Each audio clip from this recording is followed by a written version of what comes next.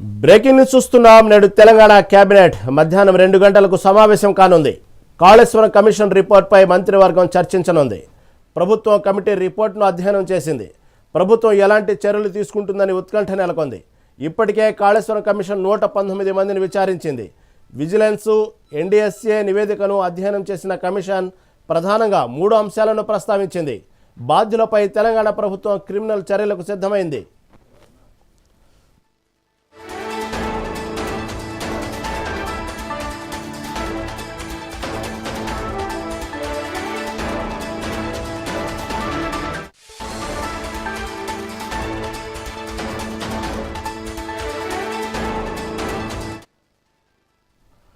నేడు తెలంగాణ కేబినెట్ మధ్యాహ్నం 2 గంటలకు సమావేశం కానుంది. కాళేశ్వరం కమిషన్ రిపోర్ట్పై మంత్రివర్గం చర్చించనుంది. ప్రభుత్వం కమిటీ రిపోర్ట్ను అధ్యయనం చేసేసింది. ప్రభుత్వం ఎలాంటి చర్యలు తీసుకుంటుందని ఉత్కంఠ నెలకొంది. దీని గురించి మరింత సమాచారం మా సీనియర్ కరెస్పాండెంట్ శ్రీనివాస్ అందిస్తారు. శ్రీనివాస్, చెప్పండి, ఈరోజు మంత్రివర్గం అత్యవసర కమిటీ భేటీ అయ్యే విధంగా కనబడతా ఉంది.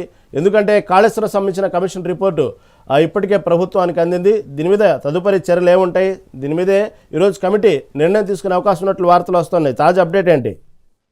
తెలంగాణ కేబినెట్ సమావేశం జరుగుతుంది. మధ్యాహ్నం 2 గంటలకు సీఎం రేవంత్ రెడ్డి అధ్యక్షతన ఈ కేబినెట్ మీటింగ్ ఉంటుందని చెప్పొచ్చు.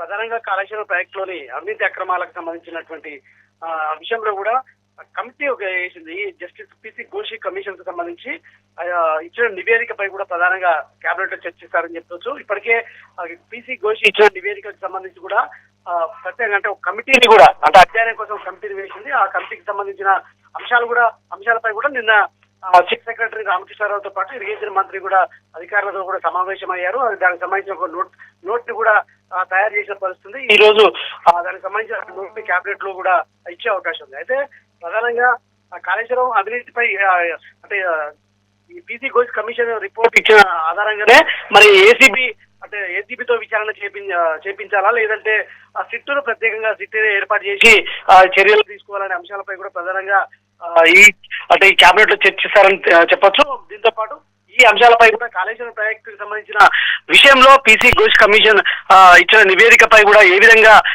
కేబినెట్ లో నిర్ణయం తీసుకుంటారనేది మాత్రం ఉత్కంఠ రేపుతుంది. రాజకీయ వర్గాల్లో సర్వత్రా చర్చనీయాంశంగా మారిందని చెప్పొచ్చు. ఎందుకంటే అప్పుడు గత ప్రభుత్వంలో బీఆర్ఎస్ ప్రభుత్వంలో అప్పటి ముఖ్యమంత్రిగా ఉన్నటువంటి కేసీఆర్ ఆధ్వర్యంలో కట్టినటువంటి కాళేశ్వరం ప్రాజెక్టు కుంగడంతో పాటు అవినీతి అక్రమాలు, డిజైన్ మార్పులు అన్ని ఏదైతే చాలా సంబంధం లేకుండా చేశారు. దీంతో కూడా 1,000 లక్షల కోట్లు దుర్వినియోగం అని కూడా ఇప్పటికే కాంగ్రెస్ ప్రభుత్వం ఆరోపిస్తూ దీనిపై కమిషన్ వేసిన నేపథ్యంలో కూడా దానిపై ఈ రోజు పీసీ ఘోష్ కమిషన్ ఇచ్చిన ఆ నివేదికపై కూడా అధ్యయన కమిటీ అధ్యయనం చేసి రిపోర్ట్ని ఇస్తుంది. ఈ నేపథ్యంలో కూడా దాని మీద చర్చ జరిగి ఏ విధంగా ముందుకు పోతారనేది మాత్రం ఆసక్తి నెలకొందని చెప్పొచ్చు. రహీం.